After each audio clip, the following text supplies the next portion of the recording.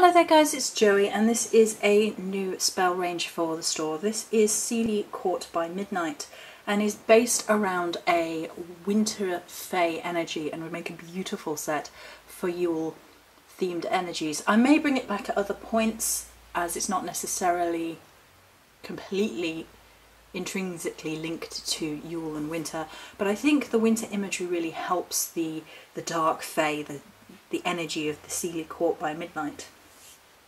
So if you've been with me on the channel before, then you know that there was a requested order for Awinia and I created the Seelie Caught by Moonlight, and that integrated the fae into a very moonlit Seelie Caught, and that was a little bit sort of lighter and it was very ethereal, and I really like the idea of this winter masquerade ball of the Seelie Caught under the cloak of night and the light of the stars. The sea, spelled S-I-D-H-E, revel and dance. They are majestic, dangerous and wild, beautiful and free. There is a spell orb for this and I'm going to show that briefly, but it's so highly reflective in here right now that it was kind of hurting my eyes to look at it when it through the camera. So I will show that in a minute as part of the individual shot by shot. So the magic of the Seelie Caught by Midnight is for the inner wildness, the freedom, the liberation of self. It's breaking the chains that hold you back. In the darkest nights, finding yourself, throwing away disapproval, being enveloped by magic and mystery, ecstasy, adventure, and the fae. I think winter really lends itself to this energy because there is that big energy of going within oneself and really taking an evaluation of things that matter to oneself. And the world around us is naturally darker until Yule, and it really has this energy of going into oneself and thinking about what is hindering, what is holding oneself back. And the fae or the sea are often wilder than modern interpretation allows them to be, more dangerous than we allow them to be. And fairy tales and modern interpretation of fae work has often sort of sanitized what the fae actually are, what the sea actually are. In Celtic mythos, it's believed that the sea are related to the Celtic gods, if they're not the Celtic gods themselves being sort of demonized through history and through the advent of Christianization of the legends. But even if that's the case, and that's up to interpretation, those energies are so wild, so untamed, so liberated, so free, that it's really worth reading and investigating that side of the energies. And then applying that to yourself. How have you sanitized who you are as a human being? Have you stopped allowing yourself to be wild in some ways? Do you need to get back to that deep magic, that ecstasy, that ritual, that mysticism, that excitement for who you are, that danger in it that allies itself to what it is to be a real witch, to really uncover the mysteries and to really embrace what that means, to not sanitize, to not over simplify, to really get into that nitty-gritty of what it means, the ecstasy of magic, the adventure, the excitement, the whimsy, to look at oneself and to see what needs to be freed within yourself. Where are you holding yourself back? Where are you not allowing yourself to break the chains? It can also be utilised in honouring fae-related deities and dark deities, if you like. I hate the term, but it's just an easier way of looking at it. The energies of the underworld, the gods and goddesses associated with the underworld and death and rebirth. And again, winter lends itself very much to this energy. As well as going through the journey of oneself, of course.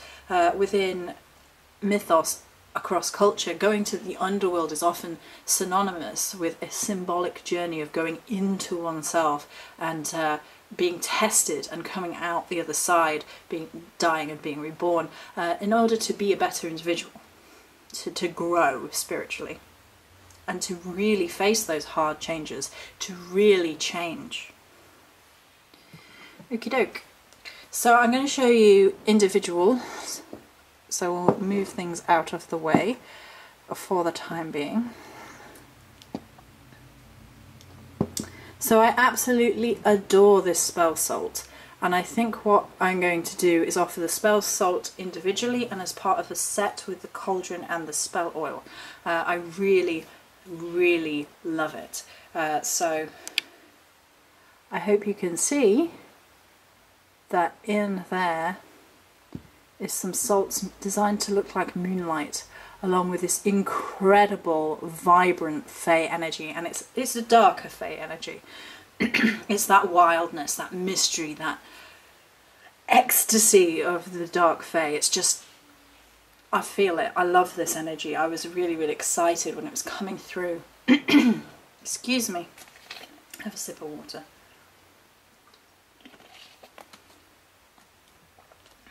And then we have the spell cauldron.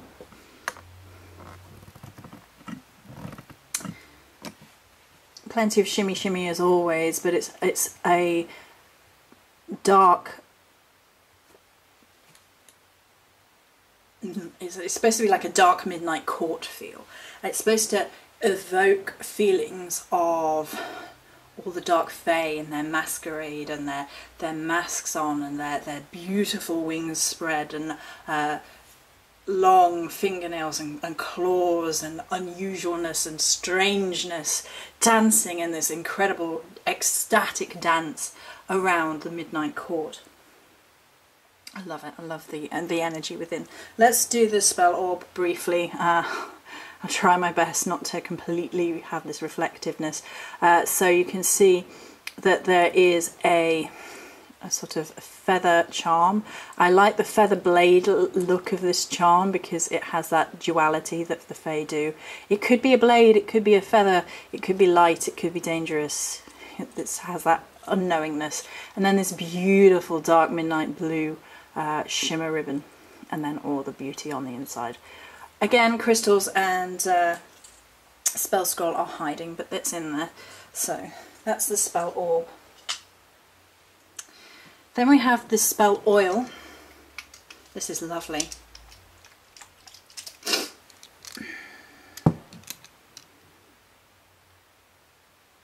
There's a whole dance going on in here.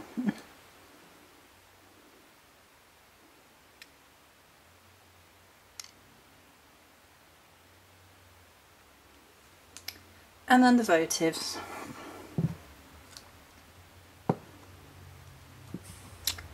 Four of them, all quite individual even, within their own energy. This one, this naughty one, is incredibly Fae-esque in its shape within the glitter, but you look in all of them and you can see something going on. You can see something here around this end, and you can see something here in this one, and then around in an almost Fae circle here. It's just wonderful how they take on a little bit of life all of their own, even though they are essentially the same building blocks. They come to life in their own way, and I love it when magic sort of plays and has a little bit of a fun vibe within itself. So, I'm not going to put the spell orb back on because it really is reflective in here first thing in the morning. But this is going to be available this weekend on store, and this is Seelie Caught by Midnight. Many blessings.